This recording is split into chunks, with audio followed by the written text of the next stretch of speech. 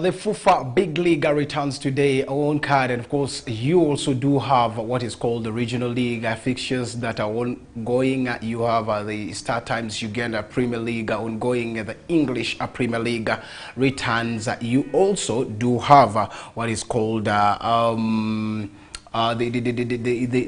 Carabao Cup finals that is also ongoing right now. So all those are some of the things that are coming right there. But interestingly, we have a couple of stories off the scene after Sir Ratcliffe having, of course, his exclusive, his exclusive interview with the Manchester United media.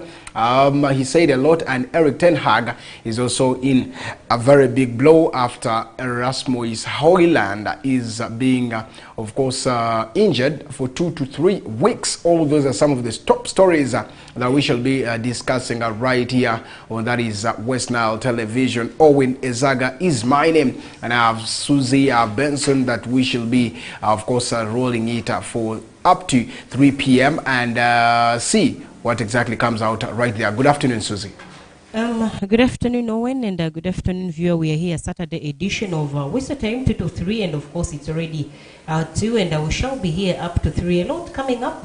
Regional League returns, Bet Power Big League returns, and then UPL also kickstarts with a lot of interesting stories. Of course, this and all more coupled with international football stories that we shall be, of course, bringing it down here to you. All you need to do is stay logged, keep away your remote. We are here up to 3 p.m. Now, of course, a very big one also, draws that came through yesterday in the UEFA Europa probably, and the conference is one thing that we shall be talking about. Benson joins us right here. Good afternoon, Benson. Yes, good afternoon, Owen. Good afternoon, Susie. Not forgetting about the viewers who are watching us live from different parts of the world. Yes, the biggest talking point to me is all about the final of Carabao Cup, which is tomorrow, 6 p.m. will be the kickoff time between Liverpool, the record holders, because they have already won the competition 9 times, up against Chelsea, that they have already won the competition 6 times. And also all the top 5 leagues in Europe are bouncing back, and the team which actually broke the unbeaten record over Arsenal. I'm talking about Newcastle United tonight. The last game to be played tonight in English Premier League is Arsenal taking on the team of Newcastle. And at the same time, yesterday night, we saw the team of Bayer Leverkusen winning against Mainz 05. That means they have already opened the points gap between themselves and the team of Bayern Munich to 11 points. And Bayern Munich tonight, they are having a very big encounter up against RB Leipzig. That means the pressure will still keep on mounting on the head coach of Bayern Munich, plus the other stories. Yes, we talked about the return of fixtures in the Regional League yesterday in length. I don't think today we need to talk about, but of course it's one thing that has happened. We won't talk about clubs that are going to maybe play so much, but I want to say something, whether you think the clubs are very ready for these encounters that are starting today, because it's one big thing that people are looking into. We have seen changes here and there. Rumorly, we've heard that there's a rumor circulating all over, though I've not confirmed it, about probably Rashid Kaoa crossing over to pay the Black Angels. Whether true or false, those are some of the rumors moving right here from yesterday night up to today. So those are some of the things. But do you think the clubs are ready for the kickstart of the Regional League? I would like to say that probably the clubs are very ready for the kickstart of Regional League, because in between, I think this time around the information has been passed on a little bit earlier to make sure that every other club gets prepared and all that. Earlier on this morning, I saw the United into a mini bus traveling to, of course, a Panduru Stadium. They have a date with there is a Lear or a Alpha Rising Stars. Alpha, by the way, has lost also a lot of their players. A lot of faces shall not appear at Panduru today. Meanwhile, they will also like to take today for unveiling. There is a few of the new signings that actually they added in between the transfer windows, and also there are a lot more fixtures going on. Zeus Central, of course, will be tussling it out with there is a Pakwachi Youngsters, and then Padea Rising Stars has a Rua City to play. Jumbe Heroes that plays a Kochi, and then down in Jumani Town Council will play a Koboko Rising Stars, and then Total in Yumbe will, of course, face the table leaders over. There is a Nile Zone, that is Odrama Chaco. I think every other person is prepared, every club is fully prepared to see to it that they get to collect all maximum points because this is the last round of there is the regional league, the last round of almost every other league there is taking part in Uganda, locally and also outside internationally. Okay, now leaving that there, you have a couple of things that probably will be coming into the regional league. Yes, Susie believes it's one thing that has come in there. Benson, some referees were recently passed on, and we've seen that there have been challenges with referees here and there in the region. Now this time around, with addition of a new FUFA badges to different referees in the region, how are you going to see the officiation in the second round of these games? Yes, we are waiting to see. Truly, badges have been given to these referees. In the first round, we saw so many challenges as far as obsession of these games are concerned. Like the game between Coach Aban and the team of Ajuman Town Council Football Club, we saw the match officials arriving at Paridi Stadium very late, and as a result, we saw the game kick-starting very late. And also some of the games which took place at the Greater Alu region, there was a game Alpha Rising Stars actually traveled for, and we only witnessed 2 officials managing that particular encounter. I think giving that privilege to so many referees, I think that one will help to solve that particular problem. And the other question you raised about whether all the teams have already prepared ahead of the second round, to some extent we may say yes. You know, preparation comes in different ways. Financially, you have to prepare. In terms of transporting your team, you have to prepare. And also in terms of training, you have to prepare. And some teams, they have actually been playing build-up matches here and there. Others have been winning. Others have been drawing here and there.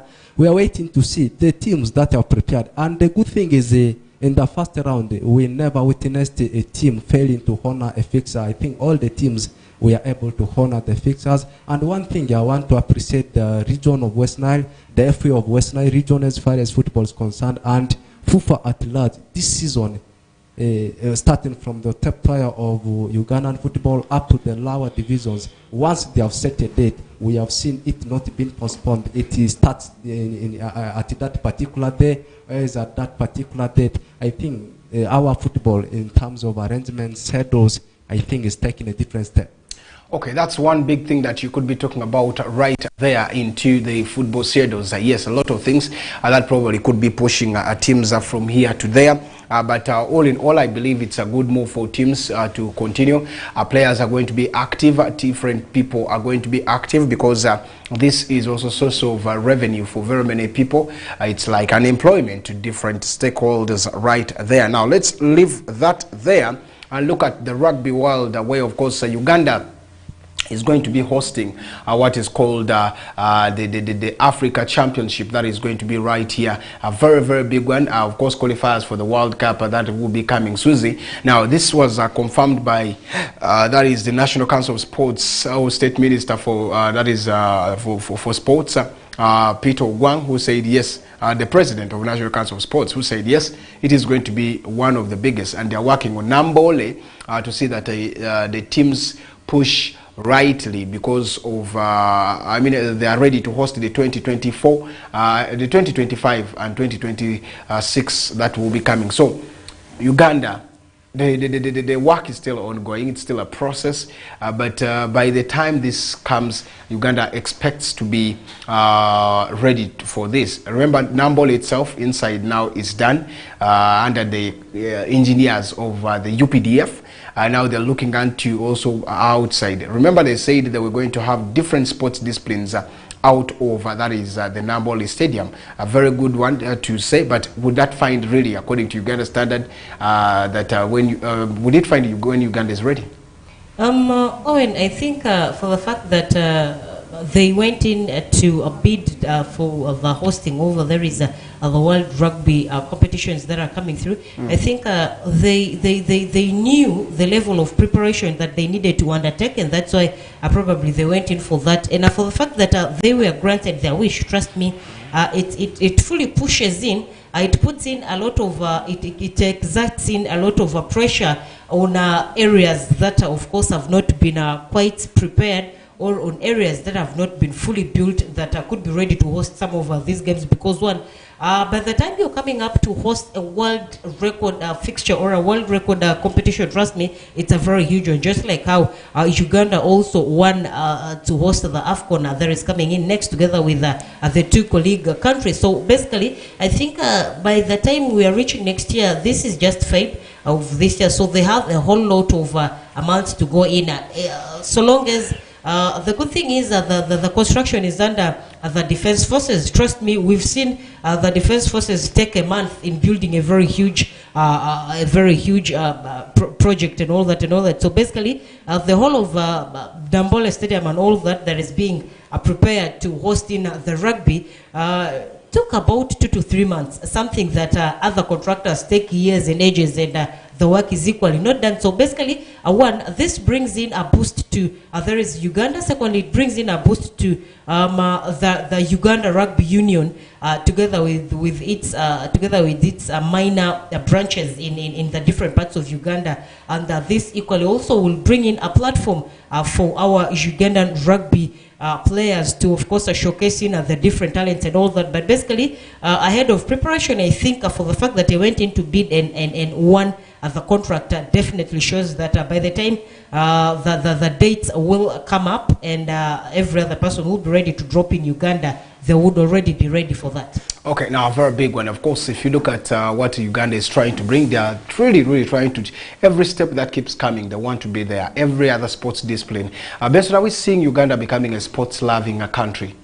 It has been there. It has been there. First of all, I want to credit the people who came up with the ideas that this time number of course has to be designed with the different sectors to host so many sporting activities. Because when we are still teenagers growing to follow sports, Nambala was only known of sport hosting football games, but this time the people who are behind the idea of seeing that the actual design need to see that they host a number of activities, and this and the deal for them to host the Rugby African Games will add so many things, spice, as far as sports activities are concerned. First of all, the revenue bit of it will be there, and also, as Susie had said earlier on, it's going to lift, spice up as far as the game of rugby is concerned, and at the same time, tourist attraction. And the biggest of it is all about exposing our rugby players, because we never know. So many people are going to come and watch these games, and they will be spotting some of the best performing rugby players in our country. Uganda is a country that loves sports so much. The citizens, they love sports so much. The only challenge we have is our standard. Okay. It's not all that. Yes, the standard is one thing. I guess you're not finished, but I look at one of the biggest thing is that, yes, if your leaders love sports, then it shall be. Trust me, not that Uganda has been always a sports loving. For me, I believe that, because if you're a sports loving, you can't go and see players suffer, because sports is not only football. We have seen the ladies go and they failed to pay lodge, and they were arrested to be kept there. I don't think that is the love for sports. But all in all, it's one thing that has come through here and there, and they are pushing it very well. Uganda has to push its way away from where exactly the moment is. His Excellency Yoweri Kaguta Museveni, the President of the Republic of Uganda, did say, yeah, it's time to see that Uganda, because one day I remember him asking, what do the Uganda cranes do? And yet there's a cranes team. So it's one big thing that keep coming. But all in all, I want to thank every other body of sports. It shouldn't only be football, it shouldn't only be rugby, it shouldn't be only netball. Let's do all those necessary sports disciplines that are there to make sure that we get into that. But elsewhere, you also did see the Europe, not Europa, but you did see Zanzibar, that is also going to be hosting the Sekafa, according to the reports coming in there. Now, remember, we talked about Sekafa a little bit, saying it is returning, and indeed it has returned. According to what is here on card, indicates that Zanzibar will be the team to, of course, host host the Sekafa in there. Now, remember, when this happened this year, after 4 years, you could say, they have been off the Sekafa games. Now it is back, and Uganda has been a pioneer in the Sekafa games. Probably that has always been there from the initiation up to now. They try so much to see that at least winning one is another one in there. Now, this time around, it is taken to Zanzibar. What are we expecting, Susie? Owen, first of all, we should expect a lot. The SECAFA literally has been within East African countries that have been hosting all this. Basically, with Uganda, I think, are doing most of hostings, and this has vividly been evident in seeing that most of our SECAFA champions have always gone in to win, whichever the category of the age group and all that. So basically, I think this is going to be a little bit challenging, but then our girls and every other person that has always gone into representing SECAFA literally has the experience of moving here and then all that. So I would like to first of all look at this in terms of the weather and of course environment change and all that. This basically also normally affects, that is the results here and there. But this time around, as SECAFA moving to Zanzibar, I think it's quite a very good one. There's going to be a lot of opportunity to showcase talent.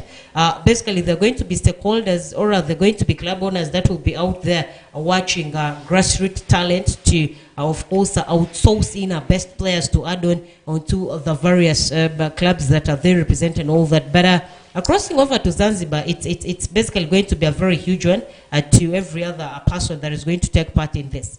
Now, the last time these games were played was in 2019, where Uganda was the champion after beating Eritrea at MTN Lugogo grounds at KCC's home ground, Philip Omondi, and this was a very, very big one. Remember, the team sat on they sat on 22nd, yes, of this month. That is, I'm talking about the SECAFA Executive Committee that sat and made these announcements, and Zanzibar became the favorite in right there. 4 years down the road, Benson coming back into this. People should maybe have forgotten about the SECAFA, but it is coming back. Yes, it's coming back. People have not forgotten about it because Uganda, when you talk about regional tournaments, they are always the best, and people continue to ask, which country is the best in East Africa? Regional, Uganda is the best. Continentally, I don't see. And in terms of FIFA ranking, still Uganda remains the best. And they will need to still keep it at the peak. And Kenya is coming at a terrible speed. Tanzania is rejuvenated. They have tested the waters of African Cup of Nations. Zanzibar recently in teens tournaments, they have been performing extremely very well.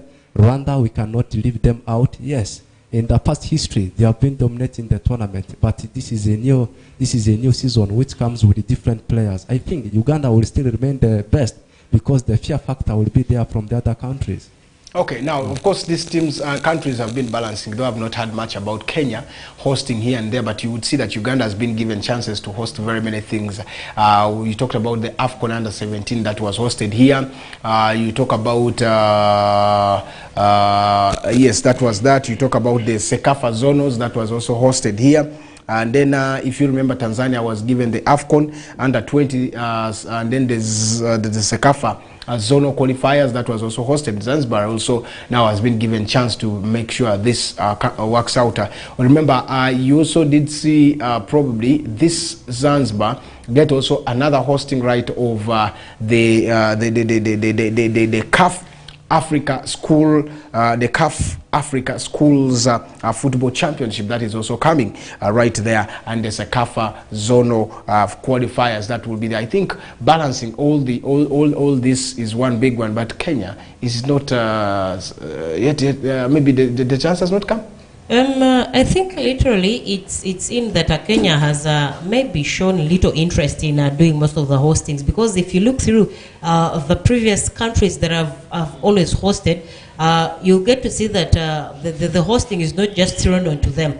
People come up to show interest in, of course, hosting. That is how we saw Uganda going into for the Pamoja bidding, where they incorporated with the two other colleague host countries. So basically, I think Kenya has shown little interest in there is hosting most of the big or world record tournaments. That's why they have little chances of hosting these things, because something you don't like cannot be dictated upon you. It cannot be thrown upon you if you don't show in interest. So basically, I think it has been Uganda that has always shown interest in hosting and in doing all this, maybe basically because of the love for various sports. And Kenya, that has little chances of hosting is because they have never shown in a lot of interest in hosting any of sporting activities. Okay, now that's one big thing that we are looking into right there, but also elsewhere we did see all this moving in there. I think it's a credit to such a team. Look at the team of KCCA yesterday. We're crossing to the Uganda Cup shortly before we get back to the big league that is going on today, because Uganda Premier League yesterday got done, so we shall be coming back to the big league later on. Now KCCA lost to, that is Team Chitara, after Dennis Omedi got that goal for them in there. It was a solo goal at that is the home, and cases here, that means I suffered home and away to that is Chitara Football Club, and this shows something in there. Benson, if you look at this, the two sides, you look at their pedigree, you look at their ability, you look at their style of play, you look at where they are going. This is the 9th time or the 9th loss for KCCA Football Club and in this season. Yes, based on the statistics you have just given, is something which acts as a bad omen, ironical for the Kasasiro boys. First of all, a very big history, huge history, being broken down by the team of Chitara. Chitara, one of the newly promoted sides. Yeah, the defeat they picked yesterday, to me, is not all that a very huge, a very shocking result, because you look at the performances of the team of KCA, this season has not been entirely a good one for them. And credits must go to the team of Airtel Chitara, being one of the new entries into the competition. And to me, Omedi has been the player who has been so inspirational for the team of Chitara. Each and every time you see the team of Chitara performing, if he is not assisting, maybe he's the one behind that solo goal. It's not something, to me, very shocking, but a very big surprise, because you look at Filippo Mondi, it has always been a very difficult hunting ground for most of the teams, with the exception of only one team. I think it's Vipers, that have found it very easy for them to collect maximum number of points at Filippo Mondi. But right now, with the 80 rounds, not 80 rather, 18 games already played in Star Times Uganda Premier League, now the competition is very open, very wide. Also, some of the newly promoted sides, Airtel Chitara, I think they will battle for it until the end of the season. It was quite a very easy one for Chitara to pick up a win yesterday at Filippo Mondi, KCCA's grounds, because one, if you looked at the attendance in that game, you'd literally see that Filippo Mondi was painted red, because I think the theme color over Chitara is red. They have red jerseys. So basically, if you looked at the attendance of yesterday at Filippo Mondi, you'd literally see that Chitara, that was an away team, of course, dominated the whole pitch, and they overweighed or overpowered the fans of the home team, and that was a very evident, clear win that came through. Although it was with a 1-0 up against KCA, I expected a lot of goals and all that, because man, if you look at the energy Chitara came with, you'd think that they already scored in some goals before actually they went in for that game. So basically, Chitara overpowered KCA back home, and you could have seen that this was going to be an easy win for Chitara because of the fan base, probably. Chitara now 2 points shy at the team of Bull Football Club, and they're looking forward to see that they push in there. This is between who is who. We thought teams would take shape. Yes, most of them took shape, but Chitara said, I am here, I've ever been in the Uganda Premier League, and I need to prove. And they are now number 2nd on the log with 36 points, and 38 is Bull Football Club. Position-wise, Benson, do you see them finish there, or you're seeing them still finishing top 4, or they're finishing top 10? For Airtel Chitara, they have already shown the momentum to their fans and to all the football fans in the country. They can do it, because at first, we did say, in fact, I did say that maybe they are just trying their luck to avoid the relegation. First round came to an end, they finished very well. Now the second phase has started, still performing very well. And this one will leave press on the traditional giants like KCA. That's right now nowhere to be seen. But a good one for their fans, for the fans of Vipers, because they have played 2 games less. If they win both of the fixtures, they will still go to 37 points, a point behind the Bull FC. Unfortunately, in one of the matches they have in at hand, they're having a tough game up against the team of Sports Club Villa. The way I'm seeing the team of Airtel Chitara, they have that possibility of finishing in top 3. Okay, now let's wait and see whether the top 3 will be working. But of course, they have played 18 games. Some teams are yet 17, 16, like Vipers have played only 16 games. They have like 2 games at hand, just like said in there. KCCA lies 9th on the log, and that should be a bad one for Abdallah Mubiru, because he feels that's not where he should be finishing in there. Do you see KCCA finishing in top 4? KCCA this time around, I think will finish in between the mid of the table. I don't see KCCA coming up in top 4. But second round has just started. They have lost, I think, 9 times in a row, and they have literally been inconsistent in winning. You'll see KCCA winning today. The next 2 are losses, and then another draw comes in somewhere, somehow through thick and thin, and then they also struggle. But then KCCA, I think, now is becoming unpredictable, because we thought maybe the issues were management related and all that. But then when we saw Abdallah Mubiru coming through, I thought probably he would come in and solve all of the problems that KCCA had. But here we are again pushing down to position number 9. But I should say it's a very huge one and a very a good move for KCCA. We all saw how KCCA started the league. We all saw that they by the way settled down in the red zone for quite a number of weeks, quite a number of game days and all that. And by the time Mubiru came through, they started sneaking in slowly out of the red zone until where they are right now, position number 9. And if they are very focused and are determined to win in most of the games that are coming through, there is second round of sometimes Uganda Premier League, trust me, they can push closely to round 4, but I don't think I see this time around finishing around 4, maybe mid of the table somewhere, somehow. Let's wait and see what exactly will be coming up with KCCA Football Club, and that is one big thing everybody is wanting to see, courtesy over the Uganda Premier League. Now, all in all, I want to say that games are, of course, going to come back on 27th. You will be seeing games coming right there on Tuesday, probably, to see how the teams will be making sure things go their way. At the same time, Uganda is also making headline. Before we get to that, is the big league games today. Uganda went to Ethiopia. They are going to be having, in fact, they are involved in an invitational cup called the Deria Cup that is going to be taking place. And today, Uganda will be having that game against Ethiopia. The preparation has been so big, Benson. You've looked at how the teams have been shaking every time, and the number that has traveled is only 22 players, according to the coach of that is the under or the Corps, the national team of Uganda, the under 20. They have gone in there and they will be participating. But out of that, the boys look physical, the boys look good, but again, it has been a short notice that the boys are going in for this game. So shall we see them win the trophy, or shall we see them get in there? The under 20 has been a very good side.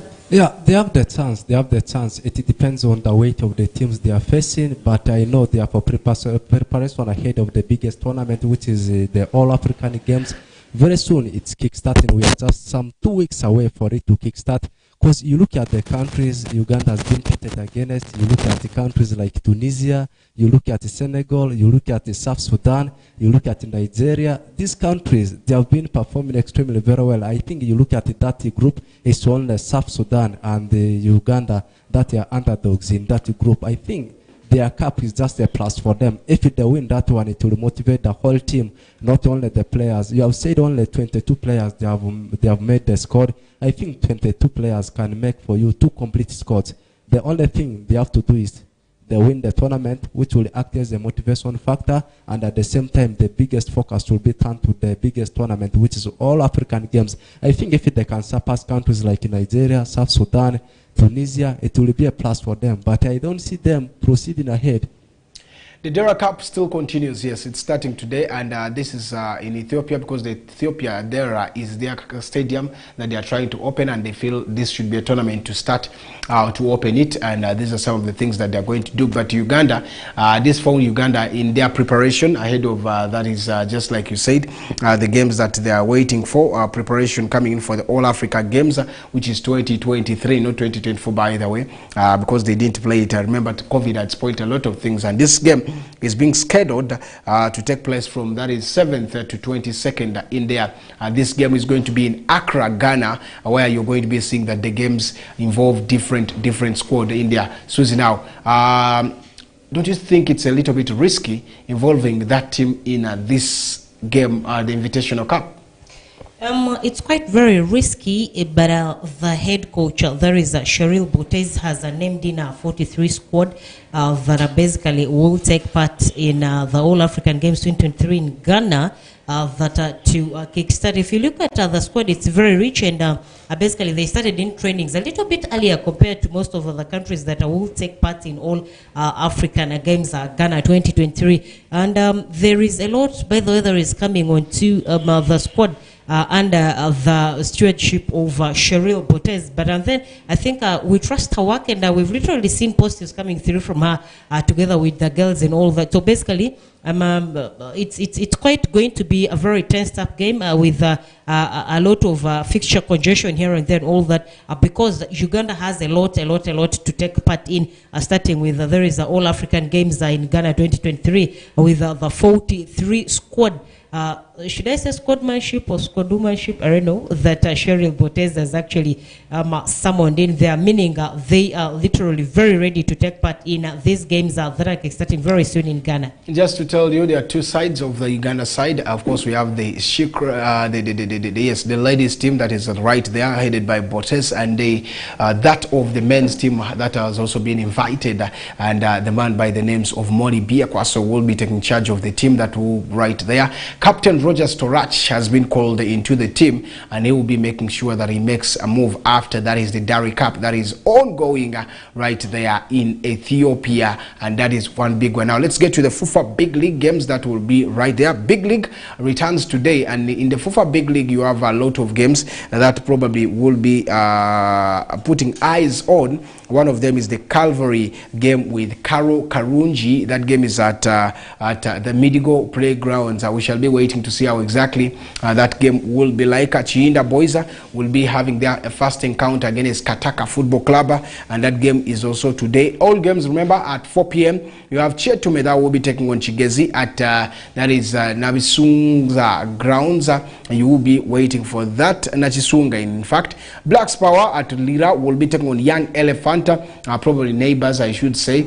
They will be tussling it out. Mbale Heroes will be taking on Ginger North, and you have Calvary against Karo Karunji, as Police Football Club takes on Lugazi, and Unduparaka Football Club will be welcoming Boma. That game will be, of course, I just did tell you that it was shifted to Thursday, but for this 24th, yes, it's a very big game you are expecting right there. But according to the fixtures, yes, it was supposed to be right there now. Remember, there was a change of fixture where Onduparaka was supposed to play, and these were the first fixtures that came through India. So Benson, let's start with Calvary's game at that is their home, where they have recently lost to that is the team of URA in the Uganda Cup. After leading, they couldn't make mentions in there. What do we expect from Calvary? Yes, just picking it from your statement, Calvary recently been not only beaten but humiliated by URA by 4-1. That means they're already out of the tournament. I mean, Stanbic Uganda Cup. Being in position to play games at home back-to-back, they lost the first one. This time against Karo Karunji, they will want to do every possible means to see that at least they pick a draw against Karo Karunji. But what I know very well is Karo Karunji, when it comes to playing against West Nile based sides, they have always been giving that hard times to the teams in West Nile. Not only Calvary, also teams like Onduparaka. But Calvary, they have never won, I think. They have never won against the Karo Karunzi. The other time they were humiliated. I think this is a very huge game for Calvary. But this time they need to impress their fans at home to see that they pick a win, because after that they'll be traveling away, playing games away from home. Even a near point, there has been something very difficult for the team of Calvary to pick. But to me, the biggest game which is carrying weight tonight will be the game between Lugazi and the team of Police. If we can all flashback, these are the teams which finished very well in the first phase, first round. It will be a matter of top of the table class between the two sides. But Calvary at home, maybe they will pick a draw. Still, Karo Karunzi, I'm seeing them picking something against the team of Calvary? Calvary is just a goal difference away to the relegation zone, to the danger zone, and Karo Karunji is 17, is 1 point shy. Calvary, I mean 1 point ahead of Calvary, because Calvary has 19 points, 16 points, and Karo Karunji has 17. Nduparaka has 17. Karo Karunji is behind Nduparaka Football Club, that is 9th.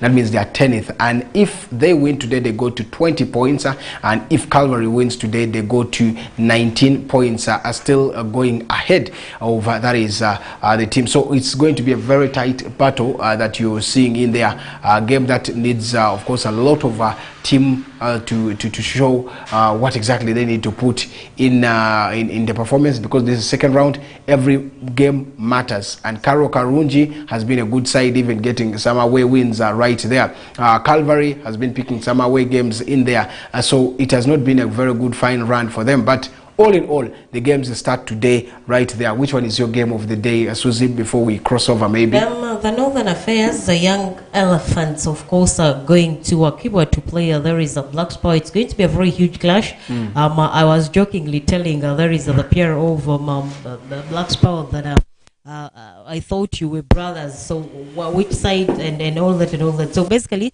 this is going to be a very tense up game. It is a Northern affair. Yes, both teams are in the northern part of Uganda. It's we all know the history of Northerners, I should say. So basically, this is one game that I would love to watch. And then also looking at the Calvary game, it by the way carries weight. Calvary and Karakarunji, no doubt Karakarunji has been so good, and Calvary has ever been beaten home. Calvary, by the way, is not so good, and is not so good and settled while they're home. You can literally even have doubts on Calvary when they are playing back home. We've seen them being beaten, we've seen them being humiliated while at home, and the 12-man squad has literally not helped them a lot. There is a Calvary. And by the way, from losing out to URA in the Uganda Cup, we shouldn't be surprised also seeing Calvary losing out today to there is a Karakarunji match as they are home.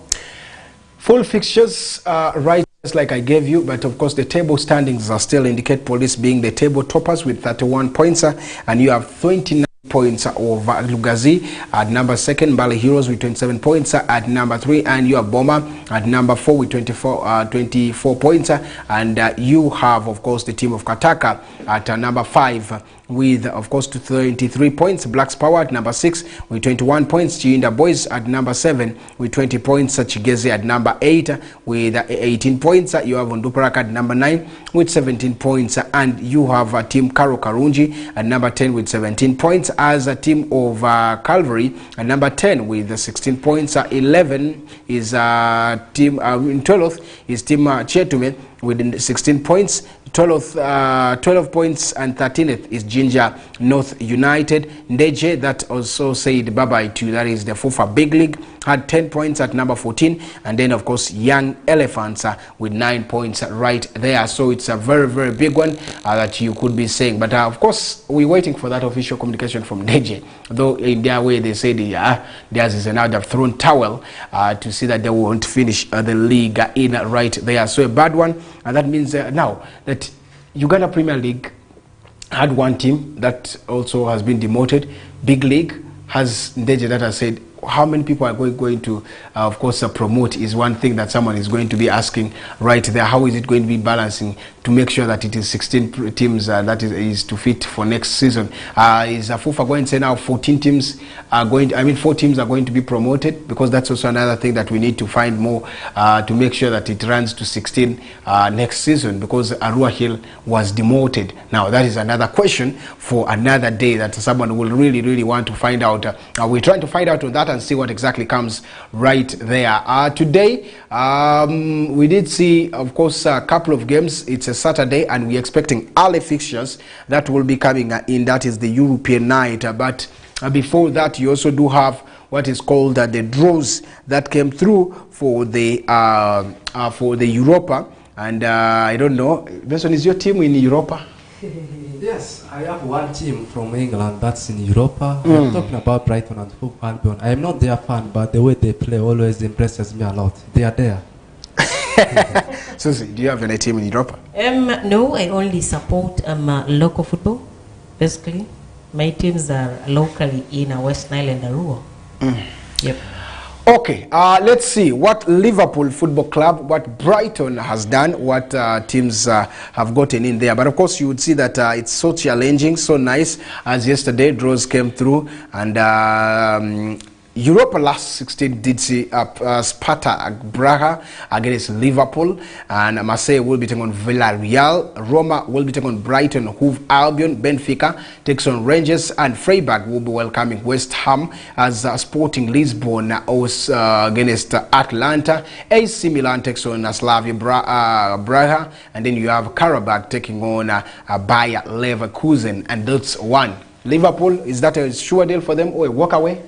Yeah, you look at teams from Czech, teams like Victoria Plzeň, Sparta Praga. Liverpool has been drawn against Liverpool. Everyone knows that right now they are the favorites. Not only proceed to the quarterfinals, but also to touch the gong. I mean, to win Europa League of this season. Sparta Prague, we should not also take them for granted, because they have come from very far where they have originated. They have always been making the consistency when it comes to European nights. But Liverpool still will look for possible ways to see that they surpass Sparta Prague. Liverpool is going ahead. Liverpool only won their game against Sparta Braha in 2013, if I'm not mistaken. And that was a very, very big one in the round of, no, 2010, 2011. Yes, in the round of 32 it was. So this time around they are getting in there. You also still have a team of West Ham, by the way, from England. That is right there. Brighton, Roma, how do you see that side, Susie?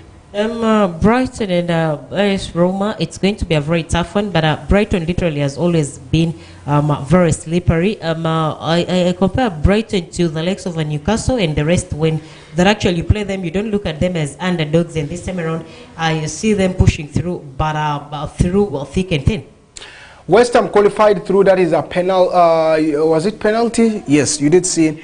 It was a very, very big one for them that they qualified to this. But of course, that round was a very, very big one for them in the conference, Europa, and they're pushing in there. Remember in the Europa conference they played, it was a nice game, and now this is where they are. And probably they will be looking onto how the teams will be pushing. So we're expecting also another one from there. But Conference League also had draws though. Of late, West Ham, to me, there seems to be the team replacing the Tottenham Hotspur as far as European nights are concerned. They are not only participants, but they are real competitors. In 2022, we saw them going very far, being knocked out by Eintracht Frankfurt. Last season, they won UEFA Europa Conference, and this season, they have also gone very far. And you have mentioned something about my team, Ajax Amsterdam, and the team of Aston Villa. I think, to me, that is the best draw they have done in all the European nights, right from UEFA Champions League. What do you like about your team, Ajax? Ajax, the kind of football they play, that is the first thing. The second thing is they have always been a team, nurturing players to feed the big dogs. Why is it that Germany is dominated by one team anyway? By which team? You know. I don't know. In the German Bundesliga, German Bundesliga is dominated by one team. You see, the level of competition matters, and also... Exactly, that's what I'm saying. Where does Ajax play? Ajax plays in that Eredivisie. Okay. Eredivisie, then you look at the Bundesliga, and even if you look at the Eredivisie, okay, let's look at the Eredivisie. Do you see it so close? Like close being always there? Because most of the times, they're not the best. Ajax domestically, in most cases, they are always the best. They are the ones always dominating Bundesliga, not Bundesliga, that's Eredivisie. Yes. Each and every season, you will see Ajax winning it. Just like in German Bundesliga, it has always been Bayern Munich dominating it. But what has Bayern Munich done to the rest of the clubs? It has been Ajax actually feeding the rest of the big teams we have in the whole world. So that's the reason why you like it? I like them so much because they are nurturing these players to feed the others. All right, that's a nice one. I just wanted that interlude of that. But of course, today, English Premier League returns on card. And of course, the Carabao Cup will also be for Sunday, as we shall be waiting to see who is the champion, who is winning what. And probably we we're expecting early kickoff today in the English Premier League. Aston Villa will be taking on, of course, Nottingham Forest this time around today. All games have been barely shifted to a later time. 6 p.m. Brighton and Hove Albion will be taking on Everton. You have Crystal Palace taking on Burnley, and you have Manchester United welcoming Fulham, and you have Bournemouth against Man City at 11. Arsenal will be entertaining, of course, team of Newcastle. Now that's another game I will want to watch later on, but let's start with Manchester United without Rasmus Højlund. You have a couple of names. Luke Shaw is out injured. You have Antonio Martial. You have Mount. You have, of course, Tyrell Malacia. You have key of your players still out, and this is going to be a very big one. But Erik ten Hag says the team is here to compete. Who could be your striker tonight, Susie? Basically, this is going to be a very tough one for there is a Manchester United minus a lot of the key players that you have mentioned that I would literally not want to, of course, repeat. But basically, if you look at Erik ten Hag, Manchester United is going to suffer, by the way, in the hands of Fulham. If they are going to win, it's going to be through, like I should say, because Rasmus Højlund and the rest of the people, the Luxios and the rest, have really been a big help to. There is Erik ten Hag's most current squad that has seen him win games here and there. But then we've also seen the young lads at the likes of the minors coming through to also prove the world wrong in scoring in late goals that have always helped in Manchester United. So basically, maybe Manchester United could also come up and go past. There is a team Fulham. Erik ten Hag uses a 4-2-3-1 formation. Benson, how would your lineup be like if you were Erik ten Hag? 7 names out injured, 2 defenders key out injured, Martinez, Luke Shaw, Tyrell Malacia. Okay, before I draft my 3 amigos, the attackers, one thing I've loved about this particular coach is he believes, he has confidence in his team. Matthias Rasmus Højlund is out injured. He has clearly stated that he believes in his attacking force. His attacking force is still one of the best. And losing a leader out injured means that, of course, the team will be affected. But if he is believing in the rest of the players, still the team can be able to do something. Back to the question you asked me of how I'll draft my attacking force. I have got my Garnacho, who is also inspirational in the team. Matthias, he cannot keep that consistency when it comes to scoring goals. I will draft him in 4-3-3 formation. I'll draft him to the right and hand side of the flank. To the left, I'll have my, unfortunately, Marcel of late is out injured. People have forgotten about him. That will be the right time for me to go for this Brazilian whom they signed from Ajax, Anthony. Then I have my usual suspect as Rashford to lead the attack for me. Then the rest of the players will come in the due course of the game. Okay, now of course no left back, natural left back, and you're going to be seeing how to think around. Aaron Wan-Bissaka is out injured. Starter Nana, to me, I think is going to be the goalkeeper. Diego Dallo on the right hand side. You have left hand side, of course, Diego Dallo. You have nothing to do. You have to put in Lindelof, and Maguire partners up with Rafa Varane. That's how the defense line possibly of Manchester United will be like. In the midfield, you have the man by the names of Casemiro sitting with, of course, Kobe Mainio in there. Those are the 2 holding midfielders, probably for the 4-2-3-1 formation. Now, of course, the 3 up front, the 3 in the midfield, of course, in the advanced role include Garnacho. Yes, Anthony has been there, but not on form. Obviously, you either bring him or play Amad Diallo, but I'm going to see Anthony getting onto the play. So that means Anthony will be starting. In between them and Garnacho will be Bruno Fernandes. And then, of course, the attacking line is led by Rashford. This is going to be an option that he needs to do. Of course, Rashford as a striker has always been one team that you have seen. So we shall be waiting to see. But the period of 2 weeks to 3 weeks, and even in the derby of Manchester, Rasmus Højlund won't be there. Big game, and which of course would be affecting. Our time is up. Arsenal is playing Newcastle. What do you say about that encounter? Big one.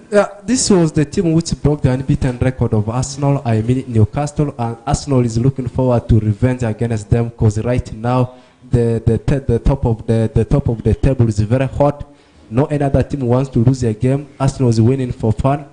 Liverpool is winning for fun. Manchester City is edging teams, but what matters is the 3 points you collect. Newcastle of late they are off form, but when it comes to playing against the big teams, you always see the best of Newcastle. But at Emirates Stadium, Newcastle is winning. Maybe the midweek game they played in UEFA Champions League may interrupt things for them, but still Arsenal is having upper hand in that game. Barcelona takes on Getafe today, and you have Deportivo Alaves that will be welcoming Malaco, and you have Almeria taking on Atletico Madrid, some of the games that will be coming in the Spanish La Liga. Now, that brings us to the end of today's show. Let's catch up till again Monday. That's where we will be discussing more of the entertaining and interesting games in their happy weekend, and have a very blessed weekend.